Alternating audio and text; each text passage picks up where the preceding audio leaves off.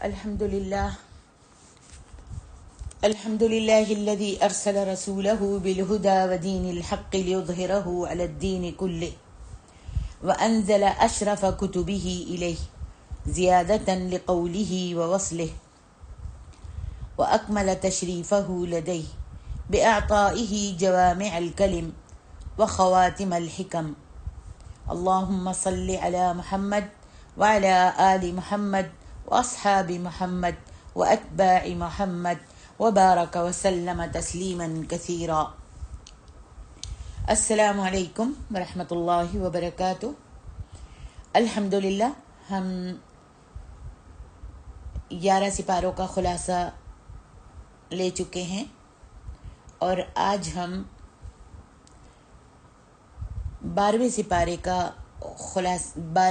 کا خلاصہ پیش کرتے ہیں. یہاں سے سورت ہود کا آغاز ہوتا ہے. سورت ہود کے 10 رکوع ہیں، جن میں سے 6 رکوع انباء الرسل پر مشتمل ہیں، یعنی اس میں انبیاء اور ان کی قوموں کی باتیں ہیں. جیسا کہ ہم سورت الاعراف میں بھی پڑھ چکے ہیں کہ سورت میں بھی قوم ہود، قوم صالح، قوم شعیب، قوم نوح اور حضرت موسیٰ علیہ السلام کا ذکر تھا اس صورت میں، یعنی سورت الاعراف میں. یہاں بھی وہی انداز ہے، آخرت توحید کا بیان بھی ہے. حدیث میں آتا ہے، حضرت ابوبکر صدیق رضی اللہ تعالی عنہ بیان کرتے ہیں کہ صحابہ کرام نے نبی صلی اللہ علیہ وسلم سے عرض کی کہ رسول اللہ صلی اللہ علیہ وسلم، آپ پر بڑھاپے کے آثار نمایاں ہو گئے ہیں. جواب میں میرے اور آپ کے پیارے نبی نے فرمایا، شیبتنی ہود و اخواتها، ہود اور اس جیسی صورتوں نے مجھے بوڑھا کر دیا ہے. یعنی ان صورتوں میں اللہ نے دھمکی والا انداز اختیار کیا ہے کہ تم لوگ باز آ جاؤ، ورنہ تمہارا بھی پرانی قوموں کی طرح حال ہوگا. تو نبی علیہ السلام کو دھڑکا لگا رہتا تھا، ڈر رہتا تھا. یہ ڈر جو تھا یہ آپ کو اندر سے ختم کر رہا تھا کہ کہیں میری قوم پر بھی عذاب نہ آ جائے. آج ہم اس صورت میں انبیاء اور ان کے مضامین اور قوموں کو نہیں پڑھیں گے، اس لیے کہ ہم مختصر الفاظوں میں پہلے ان کو بیان کر چکے ہیں. یعنی ہم سورت اعراف میں ان کا ذکر پڑھ چکے ہیں، باقی مضامین کو ہم پڑھیں گے انشاءاللہ. فرمایا، وَمَا مِن دَابَّةٍ فِي الْأَرْضِ إِلَّا عَلَى اللَّهِ رِزْقُهَا، زمین میں کوئی بھی چلنے پھرنے والا جاندار ایسا جانور نہیں ہے جس کا رزق اللہ کے ذمے نہ ہو. رزق کے حوالے سے بھی اللہ تعالیٰ تمام مخلوقات کا رازق ہے. کوئی سمندر کے اندر گہرے پانی میں، سمندر کے اندر اس کی گہرائی میں، اس کے گہرے پانی میں کوئی مخلوق ہے اندھیروں میں، تو اس کا رزق بھی اللہ پہنچاتا ہے، اس کو رزق بھی اللہ پہنچاتا ہے. پھر فرمایا، وَيَعْلَمُ مُسْتَقَرَّهَا وَمُسْتَوْدَعَهَا، اور وہ ہر مخلوق کے مستقل ٹھکانے کو اور عارضی ٹھکانے کو بھی جانتا ہے. کل فی کتاب مبین، یہ سب کچھ اللہ کے پاس لکھا ہوا ہے. آگے اللہ تعالیٰ فرماتے ہیں، من کان یرید زینت الحیات الدنیا وزینتها، جو شخص دنیا کی زینتوں کو چاہتا ہے، نوفی الیہم اعمالہم، تو ہم ان کو پورا ان کے اعمال کا بدلہ دنیا میں ان کی زندگی میں ہی دے دیتے ہیں. وَهُمْ فِيهَا لَا يُبْخَسُونَ، دنیاوی زندگی میں ہم ان کے لیے کوئی بھی کمی نہیں کرتے. کس لیے؟ اس واسطے کہ وہ صرف دنیا ہی چاہتا ہے، دنیا کے لیے تک و دو کرتا ہے، دنیا کا ساز و سامان چاہتا ہے، آسائشیں چاہتا ہے، اور دنیا ہی مانگتا ہے اللہ سے، اور دنیا کے لیے ہی جیتا ہے. تو اللہ فرماتا ہے کہ ہم ان کو ان ساری چیزوں سے نواز دیتے ہیں جو وہ دنیا چاہتا ہے، اور پورا دیتے ہیں جیسا وہ چاہتا ہے. اس کے اعمال کا بدلہ دنیا میں ان کی زندگی میں ہی دے دیتے ہیں۔ یہ ایسے لوگ ہیں کہ آخرت میں ان کے لیے صرف آگ ہی آگ ہوگی۔ اگر ہم پچھلی آیت کو اور اس آیت کو سمجھیں، وَمَا مِن دَابَّةٍ فِي الْأَرْضِ إِلَّا عَلَى اللَّهِ رِزْقُهَا، پچھلی آیت کو اور اس آیت کو سمجھیں، ملائیں، تو اس کا یہ مطلب بنتا ہے کہ دیکھو رزق اللہ کے ہاتھ میں ہے، تو تمہیں پھر رزق کی فکر کرنی ہی نہیں چاہیے، نہ کسی انسان سے لو لگانی چاہیے۔ تمہارا فوکس صرف آخرت ہونا چاہیے، تمہاری فکر، تمہاری سوچ صرف آخرت ہونی چاہیے۔ آج کل لوگ، یعنی آج کل کی جو لیڈیز ہیں، عورتیں ہیں، پردہ نہیں کرتی اور یہی سوچتی ہیں کہ رشتہ دار کیا کہیں گے، وہی میں نے پردہ کر لیا، اتنے سال ہو گئے میں نے کبھی پردہ نہیں کیا تھا، پردہ کروں گی تو رشتہ دار کیا کہیں گے۔ اسلامی شادیاں مسلمانوں میں نہیں ہوتی، یہی سوچا جاتا ہے کہ رشتہ دار کیا کہیں گے لو بھائی کوئی بھی رسم و رواج نہیں کیا، رشتہ دار کیا کہیں گے۔ آج ہم لوگوں سے ڈرتے ہیں، ان کا خیال کرتے ہیں کہ کیا کہیں گے۔ اللہ اکبر، ہم ان سے ڈرتے ہیں اور کوئی نیکی کا کام نہیں کرتے، جاہلانہ رسم و رواج کو نہیں چھوڑتے، ماں باپ کے بھی رسم و رواج کو نہیں چھوڑتے، برادری کی ڈگر پر جیسے برادری چلتی آ رہی ہے ہم اسی کے اوپر عمل کرتے ہیں اور چلتے رہتے ہیں۔ سبحان اللہ، کبھی یہ سوچا؟ ہم کہتے ہیں فلاں کیا کہے گا، فلاں کیا کہے گا، کیا ان کے ہاتھ میں رزق ہے؟ کیا وہ آپ کو رزق دیتے ہیں؟ آپ کی سماعت، آپ کی بصارت، آپ کو چلنے پھرنے کی طاقت، آپ کی دل کی دھڑکنیں، آپ کو یہ چھت جس کے نیچے آپ رہ رہے ہیں اور جس زمین پر آپ چل رہے ہیں، تو کیا ان کے ہاتھ میں ہے یہ سب؟ آپ کو وہ دے رہے ہیں یہ ساری چیزیں؟ کبھی نہیں۔ یہ ساری دنیا کا مالک جو ہے وہ اللہ سبحانہ و تعالی ہے۔ اس واسطے ہمیں صرف اپنی آخرت کی فکر کرنی چاہیے، یہ خیال دل میں رکھنا چاہیے کہ اللہ کیا کہے گا، اللہ کو میں کیا منہ دکھاؤں گی، میں محمد صلی اللہ علیہ وسلم کی امت ہوں، میرے نبی پر قرآن مجید نازل ہوا، احکام نازل ہوئے، حدود نازل ہوئیں، اگر میں ذرا سی بھی سرکشی کروں گی یا ادھر سے ادھر دین سے ہٹ جاؤں گی، پھر جاؤں گی اور دنیا کے رسم و رواج کو اپناؤں گی، قبیلہ اور برادری کے طریقوں کو اپناؤں گی، میں یہ کوشش ہی نہیں کروں گی کہ اللہ تعالیٰ نے اس بارے میں کیا فرمایا ہے، رسول اللہ کا اس چیز کے بارے میں، اس عمل کے بارے میں، اس شادی کرنے کے بارے میں اللہ کے رسول کا کیا فرمان ہے، مجھے بے پردہ پھرنے کے بارے میں اللہ کے رسول کا کیا فرمان ہے، قیامت والے دن کیسے میں امت محمد ہو کر محمد رسول اللہ صلی اللہ علیہ وسلم کے سامنے قیامت والے دن کھڑی ہوں گی، کیا میرا چہرہ ہوگا، کیسے میں اللہ کے رسول صلی اللہ علیہ وسلم کا چہرہ دیکھ پاؤں گی۔ اللہ اکبر، ہم سب کو چاہیے کہ ہم آخرت کا خیال رکھیں، اپنے نبی کا خیال رکھیں اور آپ کی امت ہونے کا خیال رکھیں۔ تو یہاں پر یہی فرمایا کہ جو دنیا طلب کرتا ہے، دنیا کے پیچھے دوڑ لگاتا ہے، دنیا کی آسائشوں کو چاہتا ہے اور لوگوں کو دیکھتا ہے کہ لوگ کیا کر رہے ہیں، لوگ کیا کہیں گے، تو ہم، اللہ تعالیٰ فرماتے ہیں کہ ہم سب کچھ اس کو دنیا میں ہی دے دیتے ہیں، عزت بھی دیتے ہیں، شہرت بھی دیتے ہیں اور اس کو سب کچھ دے دیتے ہیں، لیکن آخرت میں ہم اس کو خالی ہاتھ رکھیں گے، آخرت میں اس کو کوئی بھی اجر نہیں دیں گے۔ دنیا میں اگر انہوں نے کچھ نیک اعمال کیے بھی ہیں تو اس کے بدلے میں ہم دنیا میں ہی ان کو عیش و آرام، آسائشیں دے دیتے ہیں۔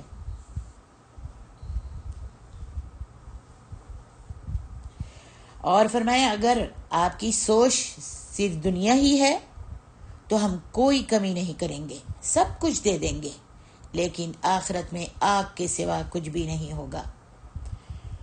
آگے انبیاء اور ان کے قوموں کا ذکر کرنے کے بعد اللہ سبحانہ و تعالی انباؤں کا ذکر ہے، انباؤں کا ذکر کرتے ہیں، خبروں کا ذکر کرتے ہیں اس صورت میں۔ جیسا کہ میں نے آپ کو پہلے بتایا، فرمایا کہ ان قوموں میں کچھ ایسی بھی قومیں ہیں جو ابھی قائم ہیں۔ انباء القرى نقصه عليك منها قائم وحصید، ایسی بھی قومیں ہیں جو کہ بالکل ختم ہو چکی ہیں، جیسے قوم عاد کی کوئی نشانی نہیں ملتی۔ ان کے مقابلے میں قوم سمود کے مکانات کے کھنڈرات آج بھی موجود ہیں دنیا میں۔ اللہ فرماتے ہیں وما ظلمناہم، ہم نے تو ان قوموں پر ظلم نہیں کیا تھا، بلکہ وما ظلمناہم ولکن کانوا انفسہم یظلمون، بلکہ انہوں نے خود اپنے آپ پر ظلم کیا تھا ایسی ایسی حرکتیں کر کے۔ یعنی جب اللہ تعالیٰ کا حکم اور فیصلہ صادر ہو گیا تو جو ان کے معبود اور الہ تھے وہ ان کے کچھ بھی کام نہ آ سکے۔ جب عذاب آ گیا تو ان کے معبود جن کی وہ پوجا پاٹ کیا کرتے تھے، اٹھتے بیٹھتے پکارا کرتے تھے، دہائی دیتے تھے، نظر و نیازیں دیتے تھے، وہ ان کے کچھ بھی کام نہ آ سکے، نہ ہی انہیں اللہ کے عذاب سے بچا سکے۔ وما زادوہم غیر تتبیب، یعنی ان معبودوں نے انہیں تباہی اور بربادی ہی دی، اس کے علاوہ انہیں کچھ بھی نہیں دیا اور کوئی بھی فائدہ نہیں دے سکے۔ اللہ فرماتا ہے وَكَذَلِكَ أَخْذُ رَبِّكَ إِذَا أَخَذَ الْقُرَى وَهِيَ ظَالِمَةٌ، بے شک جب کوئی بستی ایسی ظالم ہو جاتی ہے نا تو پھر اللہ کی پکڑ ایسے ہی آتی ہے۔ إِنَّ أَخْذَهُ أَلِيمٌ شَدِيدٌ، اللہ کی پکڑ بڑی دردناک بھی ہے اور بڑی سخت بھی ہے۔ یقیناً ان فی ذالک، اس میں ان لوگوں کے لیے نشانیاں ہیں جو لوگ آخرت کے عذاب سے ڈرتے ہیں۔ ذالک یوم مجموع لہ الناس، یہ وہ دن ہوگا جس دن تمام لوگوں کو حاضر کیا جائے گا، اللہ اکبر، پیش کیا جائے گا۔ جب وذالک یوم مشہود، تمام لوگوں کو حاضر کیا جائے گا اور پیش کیا جائے گا۔ وما نؤخرہ الا لاجل معدود، ہم اس قیامت کے دن کو ایک معینہ مدت کے لیے مؤخر کیے ہوئے ہیں۔ جب وہ دن آ جائے گا تو اللہ کی اجازت کے بغیر کوئی بھی چاہے پیر ہو، فقیر ہو، بزرگ ہو، امیر ہو، ولی ہو، نبی ہو، کوئی بھی بات نہیں کر سکے گا اللہ کی اجازت کے بغیر۔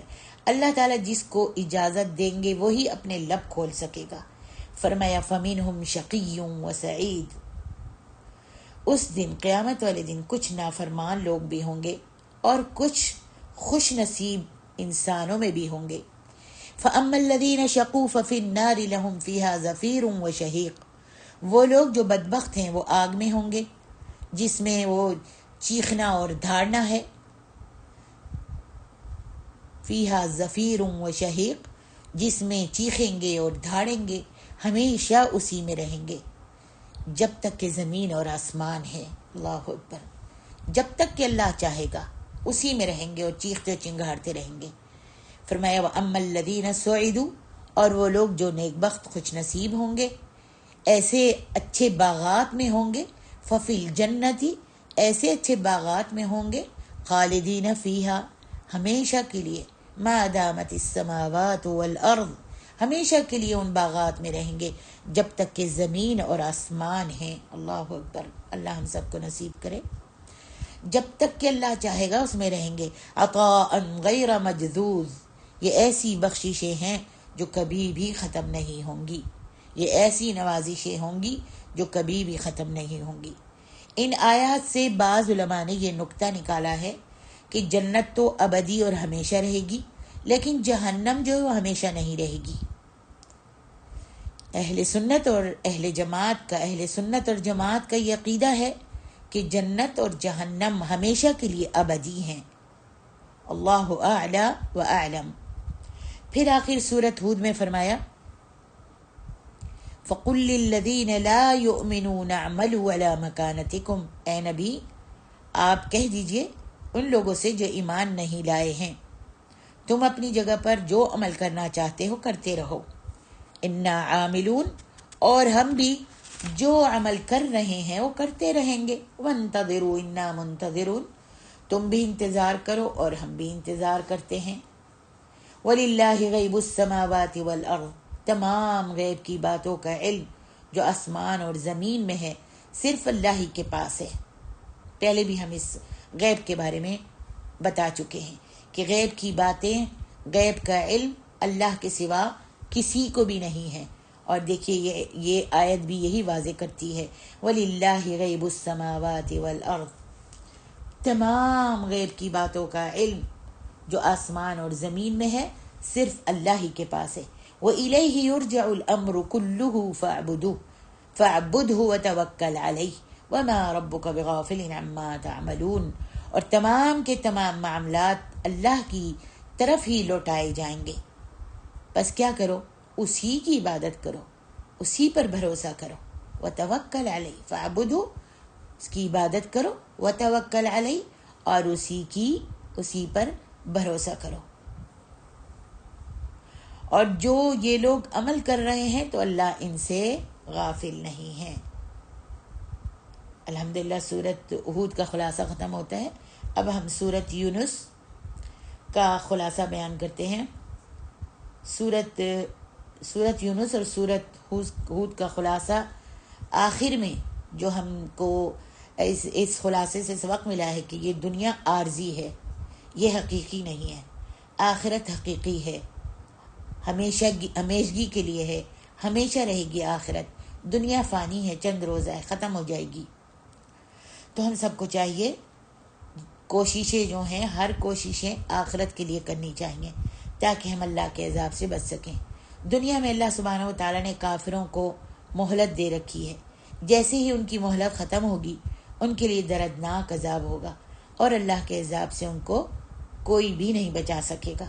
انسان اس دنیا میں نیک اعمال کے لیے بھیجا گیا ہے، اگر نیک اعمال کر لے گا تو آخرت میں انعام و اکرام پائے گا، اور اگر نیک اعمال نہیں کرے گا تو اس کا انجام بھی برا ہوگا۔ اللہ تعالی ہمارا انجام بہتر کرے، اور اللہ سبحانہ و تعالی ہم کو آخرت میں انعام و اکرامات سے نوازے۔ اب ہم انشاءاللہ سورت یوسف کا خلاصہ بیان کرتے ہیں۔ اللہ سبحانہ و تعالی نے قرآن پاک میں سورت یوسف سے پہلے موسیٰ علیہ السلام کے واقعات کو بہت تفصیل سے بیان کیا ہے، اور آپ نے وہ پڑھا ہے، خاص طور پہ سورت یونس کے اندر۔ اس میں یہ بتایا گیا تھا کہ حضرت موسیٰ نے بنی اسرائیل کو فرعون سے نجات دلائی تھی، مصریوں سے بنی اسرائیل کو بچایا تھا۔ تو یہودیوں نے سوال اٹھایا کہ موسیٰ وغیرہ مصر میں کیا کرنے گئے تھے۔ یہودیوں نے نبی علیہ السلام سے سوال کیا کہ موسیٰ وغیرہ مصر میں کیا کرنے گئے تھے، کیوں گئے تھے، کیونکہ اکثر انبیاء تو فلسطین میں ہوتے تھے۔ یہ سوال یہودیوں نے نبی علیہ السلام سے کیا۔ تو یہ مصر میں کب گئے، کیسے آباد ہوئے وہاں پر، یہ سوالات کیے، اور یہاں تک کہ اتنا عرصہ یہ لوگ وہاں رہے مصر میں، اور فرعونیوں نے انہیں غلام بنا لیا تھا، اور ان مسلمانوں پر ظلم و ستم کیا کرتے تھے۔ یعنی بہت تعجب سے یہ پوچھنے لگے نبی علیہ السلام سے کہ ہمیں کچھ بتائیں، یہ سب کب اور کیسے ہو گیا۔ سوال پوچھنے کا مطلب یہ بھی تھا کہ اگر یہ جواب دے دیں گے تو ہم ان کو رسول مان لیں گے، اور اگر جواب نہ دے سکے تو یہ اپنے آپ ہی دعویٰ کرتے ہیں کہ میں رسول ہوں، اللہ کی طرف سے پیغمبر بنا کر بھیجا گیا ہوں۔ تو اس کے جواب میں اللہ سبحانہ و تعالیٰ نے پوری سورت یوسف نازل فرما دی، سبحان اللہ۔ تو اب ہم آپ کو مختصراً قصہ یوسف بتاتے ہیں۔ اب بالکل مختصر الفاظ میں سورت یوسف سے حضرت یوسف کا قصہ جو ہے وہ بتاتی ہوں۔ حضرت یوسف علیہ السلام جب بچے تھے تو انہیں خواب آیا کہ انہیں 11 ستارے اور چاند اور سورج سجدہ کر رہے ہیں۔ انہوں نے حضرت یعقوب علیہ السلام کو، جو ان کے والد تھے، اپنے والد کو بتایا اپنا خواب کہ میں نے خواب دیکھا 11 ستارے اور چاند اور سورج مجھ کو سجدہ کر رہے ہیں. تو حضرت یعقوب علیہ السلام بھی پیغمبر تھے، اللہ تعالیٰ نے انہیں تعبیر کا علم دیا ہوا تھا. تو حضرت یعقوب علیہ السلام یہ خواب سنتے ہی سمجھ گئے اور یوسف علیہ السلام سے کہا لا تقصص رؤیاک علی اخوتک فکیدوا لک کیدا، بیٹا جی آپ اپنا خواب اپنے بھائیوں کو مت بتائیے گا ورنہ وہ تمہارے خلاف سازشیں کریں گے. مگر کسی طرح سے حضرت یوسف علیہ السلام کا خواب جو تھا وہ بھائیوں تک پہنچ گیا، بھائیوں کو پتہ چل گیا. اور یوسف علیہ السلام کے بھائی جو تھے وہ حضرت یوسف سے جلتے تھے. ان کا کہنا یہ تھا کہ احب الی ابینا منا، ہمارے والد جو ہیں حضرت یعقوب جو ہیں وہ حضرت یوسف سے بہت محبت کرتے ہیں، بہت پیار کرتے ہیں. تو وہ پہلے سے ہی حسد میں مبتلا تھے. جب یوسف علیہ السلام کے خواب کے بارے میں ان کو پتہ چلا تو انہوں نے ترکیبیں سوچنی شروع کی کہ کسی طریقے سے حضرت یوسف علیہ السلام کو اپنے باپ کی نظر سے دور کر دیا جائے. جب وہ نہیں ہوگا تو باپ کی توجہ جو ہے ہماری طرف ہوگی. اور یہ جو تھے کہا انہوں نے کہ وَنَحْنُ عُصْبَةٌ، ہم نوجوان ہیں، ہم طاقتور ہیں، ہم سے انہیں زیادہ محبت کرنی چاہیے تھی.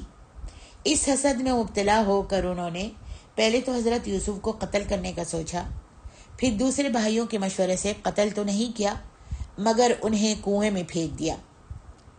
پھر وہاں سے اس کنویں سے یوسف علیہ السلام کسی قافلے والوں کے ہاتھ لگ گئے.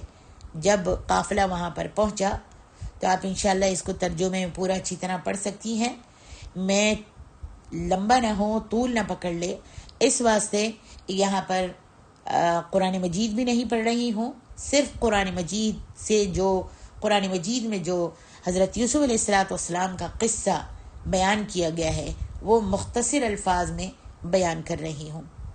یوسف علیہ السلام کو اس قافلے والوں نے نکال لیا اور انہوں نے یوسف کو آگے بیچ دیا. پہلے تو بھائیوں کو یوسف علیہ السلام کی قیمت دی اور پھر وہ لے کے چلا گیا قافلہ اور جا کر مصر پہنچ گیا.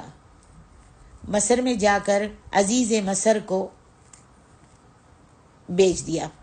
اسی طرح وہ بکتے بکاتے مصر میں پہنچ گئے. پھر عزیز مصر نے انہیں خرید لیا اور اپنے محل نما گھر میں لے گیا. پھر وہاں عزیز مصر کی بیوی جو تھی اس نے ان کی پرورش کی اور وہ ساتھ میں رہتے تھے. تو عزیز مصر کی وائف جو تھی اس کو یوسف علیہ السلام پسند آ گئے. وہ ان پر فریفتہ ہو گئی، محبت کرنے لگی، اس لیے کہ یوسف علیہ السلام بڑے خوبصورت تھے، بہت ہی حسین و جمیل تھے. یہ سارا قصہ قرآن مجید نے تفصیل سے بیان کیا ہے. پھر جب حضرت یوسف علیہ السلام نے عزیز مصر کی بیوی کی بات نہیں مانی، ایک دن جب گھر میں کوئی نہیں تھا تو اس نے اپنے محل کے پورے دروازے بند کر دیے اور نوکروں چاکروں کو بھیج دیا اور بہت بن ٹھن کر کھڑی ہوئی اور پھر عزیز یوسف علیہ السلام کو اپنی طرف رغبت کیا اور کہنے لگی وقالت ہیت لک، میں تمہارے لیے بنی سنوری ہوں، آؤ میرے پاس آؤ. یوسف علیہ السلام نے اس کی بات کو ماننے سے انکار کر دیا، بات نہیں مانی اور فوراً آپ نے دوڑ لگا دی. تو وہ بھی پیچھے سے بھاگی اور بھاگ کر جب اس نے پیچھے سے قمیض آپ کا پکڑا تو پیچھے سے قمیض پھٹ گئی. بہرحال دروازے تک جب وہ پہنچتے ہیں تو دروازہ کھلتا ہے اور عزیز مصر یعنی اس زلیخا کا شوہر جو ہے وہ دروازے پر کھڑا تھا اور اس نے الزام جو تھا، اس کی بیوی نے الزام یوسف علیہ السلام پر لگا دیا اور کہا کہ دیکھو کیا تم اس کو سزا دو گے جو تمہاری بیوی کے ساتھ برا ارادہ کرتا ہے. حالانکہ جب اس نے بلایا تھا اور کہا تھا ہیت لک تو آپ نے فرمایا قال معاذ اللہ انہ ربی احسن مثوائی، نے کہا کہ اللہ کی پناہ چاہتا ہوں میں ایسا کام کروں حالانکہ میرے مالک نے مجھ کو پالا ہے اور میں اس کے ساتھ خیانت کروں، یہ تو کوئی ہو ہی نہیں سکتا، کبھی ہو ہی نہیں سکتا. یہ کہہ کر آپ نے دوڑ لگائی.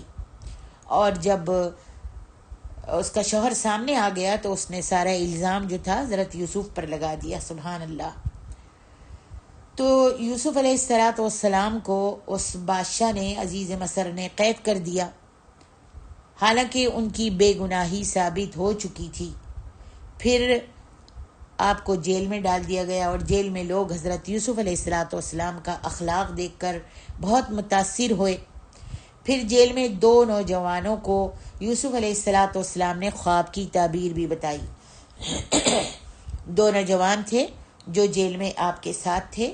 انہوں نے کوئی خواب دیکھا تھا اور وہ خواب کی تعبیر پوچھی حضرت یوسف علیہ السلام سے. تو حضرت یوسف علیہ السلام نے ان کی خواب کی تعبیر بتائی، اور وہ خواب کی تعبیر جو تھی سچی ثابت ہوئی. ان نوجوانوں میں سے ایک نوجوان جو تھا وہ رہا ہو گیا اور بادشاہ کے دربار میں حاضر ہوا. رہا ہو گیا، اور اس کو، وہ پہلے سے ہی خادم تھا بادشاہ کا. جب وہ رہا ہوا تو اس کو دوبارہ سے وہی نوکری مل گئی. پھر بادشاہ نے ایک خواب دیکھا. کافی عرصے کے بعد بادشاہ نے ایک خواب دیکھا اور کوئی اس خواب کی تعبیر نہیں بتا سکا. سارے تفسیر دان کو، سب کو جمع کیا بادشاہ نے، لیکن کوئی بھی خواب کی تعبیر نہیں بتا سکا. تو اس نوجوان کو یاد آیا جو یوسف علیہ السلام جس کو خواب کی تعبیر بتا چکے تھے جیل میں. اس نے بادشاہ کو کہا کہ فلاں شخص جیل میں ہے اور وہ تعبیریں جانتا ہے. پھر بادشاہ نے خواب کی تعبیر یوسف علیہ السلام سے پوچھی اور انہوں نے خواب کی تعبیر بتا دی. تو بادشاہ نے یوسف علیہ السلام کو رہا کرنا چاہا، خوشی میں آ کر رہا کرنا چاہا. تو یوسف علیہ السلام نے کہا کہ پہلے آپ ان خواتین سے پوچھیں، ان عورتوں سے پوچھیں کہ کیا یوسف جھوٹا تھا. جب یوسف پر یعنی مجھ پر الزام لگایا گیا تھا، کیا وہ جھوٹا تھا؟ سبحان اللہ. پھر ساری عورتوں نے اور عزیز مصر کی بیوی نے بھی اقرار کیا کہ میں نے ہی یہ تدبیر کی تھی اور میں ہی یوسف کے پیچھے تھی. ان کی بے گناہی کا اس نے ثبوت دیا، دلیل دی. تو پھر جا کے بے گناہی ثابت ہوئی یوسف علیہ السلام کی، اور وہ رہا کر دیے گئے. پھر انہیں مصر میں بڑا عہدہ مل گیا. بادشاہ بہت خوش ہوا ان سے اور بڑا سارا ان کو منصب دے دیا، عہدہ دے دیا، اور پھر وہ بادشاہ بنا دیے گئے. پھر جب ملک میں خواب کے مطابق قحط پڑا، جو بادشاہ نے خواب دیکھا تھا نا، اس کی تعبیر کے مطابق قحط پڑا، تو یوسف کے بھائیوں کو بھی غلہ لینے کے لیے مصر جانا پڑا. جنہوں نے کنویں میں پھینک دیا تھا، اب ان کے پاس فاقے پڑے ہوئے تھے، تو غلہ لینے کے لیے ان کو بھی مصر جانا پڑا. وہاں پر اپنے بھائیوں کے ساتھ یوسف نے مطالبہ کیا. جب بھائی یوسف علیہ السلام کے پاس پہنچے، اور یہ بادشاہ تھے ماشاء اللہ، سبحان اللہ، اللہ اکبر. تو جب بھائیوں نے دیکھا، بھائی تو نہیں پہچان سکے یوسف علیہ السلام کو کہ یہ ہمارا بھائی ہے، لیکن یوسف علیہ السلام نے اپنے بھائیوں کو پہچان لیا اور ان کو بہت سارا غلہ دیا، کھانے پینے کا بہت سامان دیا، ہر ایک کو ایک ایک اونٹ بھر کر دیا. اور پھر اتنا کہہ دیا کہ جب آؤ گے تو اپنے چھوٹے بھائی بنیامین کو بھی لے کر آنا، میں اس کو بھی غلہ دوں گا، ایک اونٹ بھر کر اس کو بھی دوں گا. پھر انہوں نے بنیامین کو اپنے پاس رکھ لیا. یہ تو لالچی تھے نا، یہ فوراً گئے اور اپنے باپ سے کہا کہ انہوں نے کہا ہے اپنے چھوٹے بھائی کو بھی لے آؤ، ہم بہت سارا تم کو مال و متاع دیں گے. پھر یعقوب علیہ السلام راضی تو نہیں تھے، لیکن انہوں نے جب کہا کہ آپ ہم ضامن بنتے ہیں کہ میں بھائی کو واپس لے کر آؤں گا، تو یوسف علیہ السلام راضی ہو گئے اور بنیامین کو بھیج دیا بھائیوں کے ساتھ. بہرحال اس طریقے سے کافی لمبا قصہ ہے. پھر آخر میں یعقوب علیہ السلام یعنی اپنے بھائیوں کو بھی یوسف علیہ السلام نے کہا کہ اب دوبارہ آؤ گے تو اپنے باپ کو بھی لانا اور یعقوب علیہ السلام کو بھی لانا، تاکہ میں تم کو بہت اچھا سا غلہ دوں گا. لیکن پھر کیا، جب بیٹھے ہوئے تھے سب بھائی آئے جب دوبارہ سے بنیامین کو لے کر. تو اس میں کافی لمبا قصہ ہے، میں لمبا نہیں کرنا چاہتی. جس نے تفسیر سے ترجمہ پڑھنا ہے وہ ترجمہ پڑھے، قرآن مجید سورۃ یوسف کھول کر تفسیر ابن کثیر میں ترجمہ پڑھیں، ٹھیک ہے. تو انہوں نے بنیامین کو اپنے پاس رکھ لیا. وہ چوری کا الزام لگا اور چوری کے الزام کے بعد بنیامین کو حضرت یوسف نے اپنے پاس رکھ لیا. پھر یہ لوگ اپنے باپ کے پاس گئے اور خوش آمدید کرتے رہے حضرت یوسف علیہ السلام کی کہ ہمارا باپ نابینا ہے اور ہمارا باپ بہت ہی محبت کرتا ہے، یہ ہمارا چھوٹا بھائی ہے، ہم اس کے بغیر نہیں جا سکتے. اس طریقے سے کافی انہوں نے بہانے کیے. پھر انہوں نے کہا اچھا چلو ٹھیک ہے، تم لو یہ کرتا اور لے کر اپنے. پھر انہوں نے کہا اس طریقے سے بتایا. تو پھر حضرت یوسف علیہ السلام نے کہا کیا جانتے ہو، کیا مانتے ہو کہ تمہارا ایک بھائی بھی تھا جس کا نام یوسف تھا اور تم نے اس کے ساتھ کیا کیا کیا تھا؟ تو پھر انہوں نے کہا انت یوسف، کیا تم یوسف ہو؟ قال انا یوسف. یوسف علیہ السلام نے اس وقت کہا کہ ہاں میں یوسف ہوں، اور تمہیں معلوم ہے کہ تم نے کیا کیا تھا. تو پھر اب تم ایسے کرو، جاؤ یہ قمیض کرتا لے جاؤ، لے جا کر اپنے والد یعنی میرے باپ کے یعقوب علیہ السلام کے چہرے پر ڈالنا، جس سے ان کی آنکھوں کی بینائی جو ہے واپس آ جائے گی. بہرحال وہ کرتا لے گئے اور یعقوب علیہ السلام کے چہرے پر جب کرتا ڈالا تو آپ کی آنکھوں کی بینائی جو تھی سبحان اللہ واپس آ گئی. اور پھر یعقوب علیہ السلام اپنے سارے بیٹوں کے ساتھ حضرت یوسف علیہ السلام کے پاس آئے. یہ ایک طویل قصہ ہے. اس قصے میں ہمارے لیے کافی سبق ہیں. یہاں تک میں یہ قصہ بیان کرتی ہوں. پھر وہ آئے اور آن کر یوسف علیہ السلام نے اپنے باپ کا استقبال کیا، ان کو تخت پر بٹھایا اور پھر ان سب نے یوسف علیہ السلام کے آگے سجدہ کیا. یاد رکھیے سجدہ جو ہے ان قوموں میں اس وقت ان کی امت میں سجدہ کرنا جو تھا جائز تھا، لیکن ہماری امت میں، ہمارے امت محمد کی امت میں یہ سجدہ کسی کے لیے بھی جائز نہیں ہے سوائے اللہ سبحانہ و تعالیٰ کے. یہاں تک کہ جھکنا بھی جائز نہیں ہے، ہاتھ باندھ کر کسی کے سامنے کھڑے ہونا بھی جائز نہیں ہے. ٹھیک ہے، شرع سے ناجائز شریعت میں، لیکن ان قوموں کے لیے جائز تھا، اس لیے انہوں نے ان کے آگے یوسف علیہ السلام کے آگے سجدہ کیا.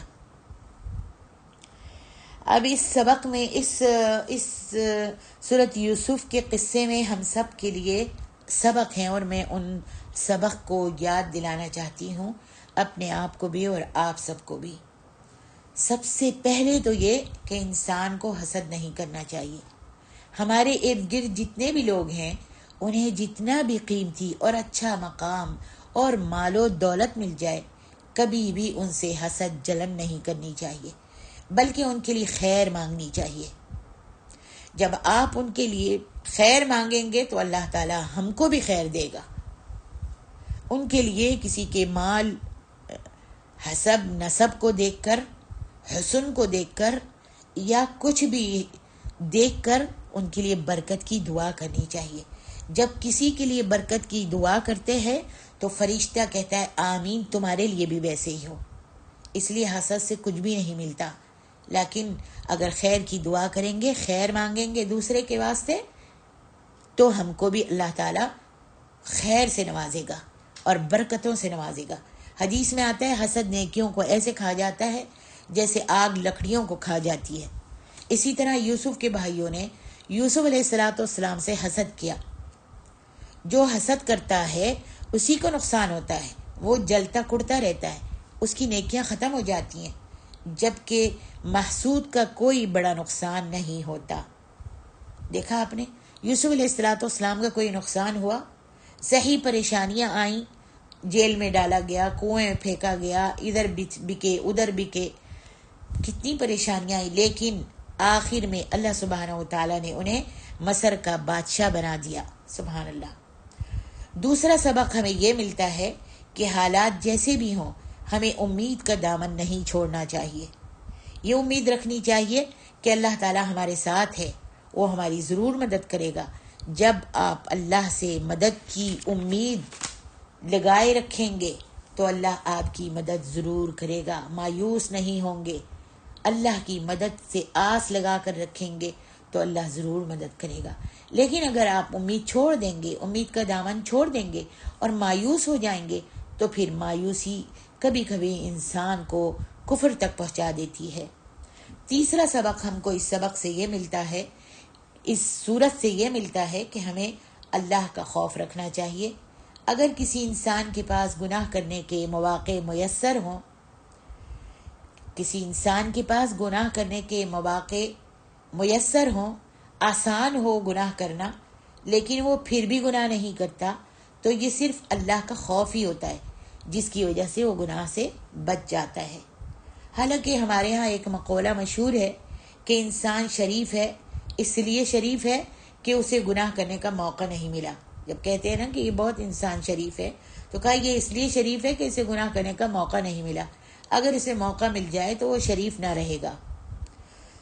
تو یہ حالات جو ہیں وہ نہیں ہونے چاہیے، بلکہ ہمیشہ اللہ کا ڈر ایسا ہو جس کی وجہ سے انسان گناہ نہ کرے۔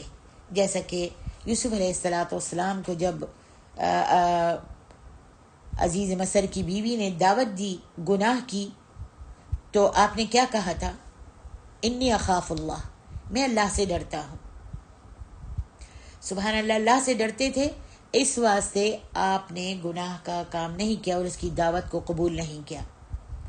اور جو اللہ سے ڈرتا ہے اور اللہ سے ڈر کر گناہ کو چھوڑ دیتا ہے، تو ایسے شخص کے لیے جنت کی بشارت ہے۔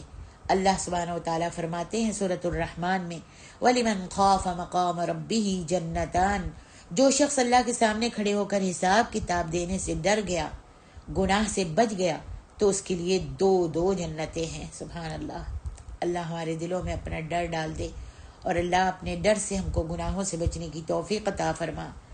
اس صورت سے چوتھا سبق جو ہمیں ملتا ہے، جو بھی حالات ہوں، چاہے آپ جیل میں ہی کیوں نہ ہو، مصیبتوں کے پہاڑ ہی کیوں نہ ٹوٹ پڑے، جیسے یوسف علیہ السلام جیل میں تھے، مصیبتوں کے پہاڑ ٹوٹے ہوئے تھے، مگر صبر کے ساتھ تبلیغ کا کام کرتے رہنا چاہیے۔ یہ نہیں کہنا چاہیے کہ میرے تو خود ایسے حالات ہیں، میں کیسے یہ کام کر سکتا ہوں، میں تو خود مرے جا رہا ہوں، دوسروں کو کیا نصیحت وصیت کروں۔ اگر ہم ایسے حالات میں بھی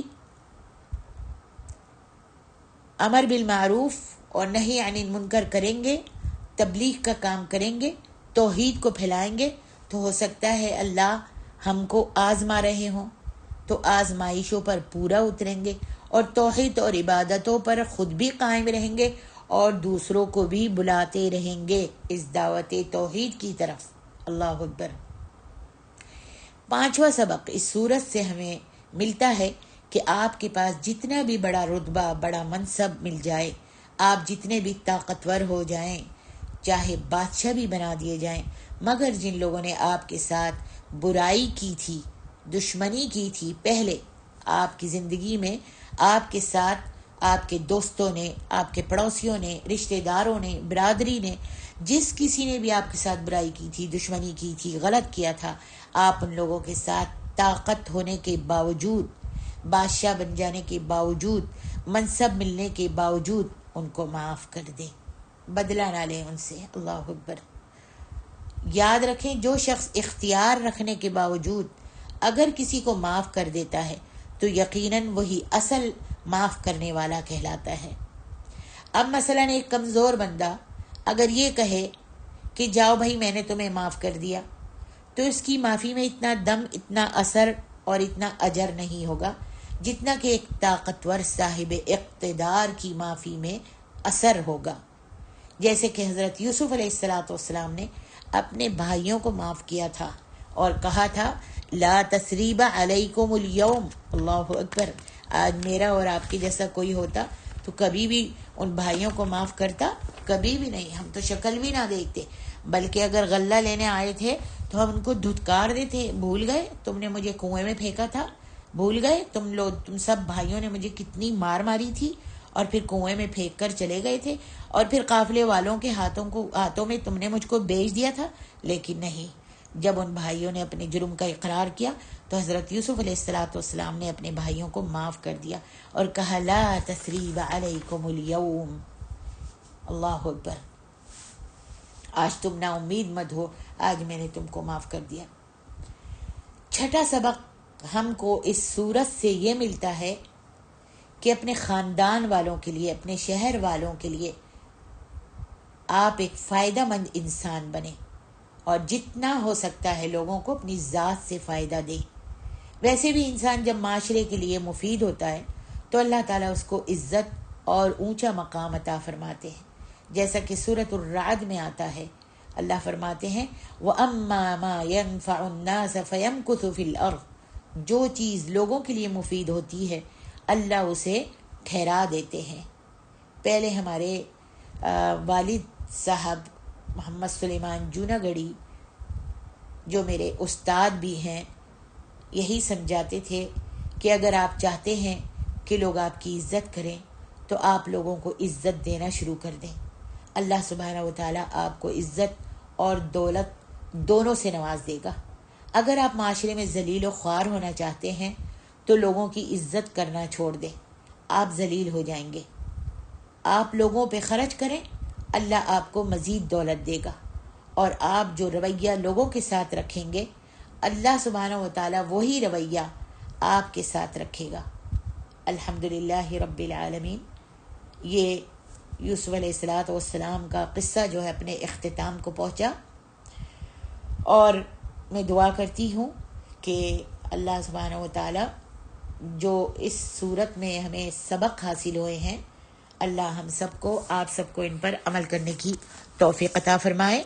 اور میری یہی آپ سب کو درخواست ہے، آپ سب سے، کہ اس کو سن کر اس خلاصے کو، پورے جو بھی خلاصے آپ سن رہی ہیں سپاروں کے، ان کو صرف اپنے حد تک ہی محدود نہ رکھیے، بلکہ اپنے احباب میں، اپنے دوستوں میں، اپنے پڑوسیوں میں، اپنی کزنوں میں، اور جتنے بھی آپ کے جان پہچان والے ہیں سب کو پہنچائیے، تاکہ سب مستفید ہوں، اور اللہ سبحانہ و تعالی ہمارے لیے اور آپ کے لیے اس کو اجر کا باعث بنا دے۔ سبحانک اللہم بحمدک، اشہد ان لا الہ الا انت، استغفرک و اتوب الیک۔ السلام علیکم ورحمۃ اللہ وبرکاتہ۔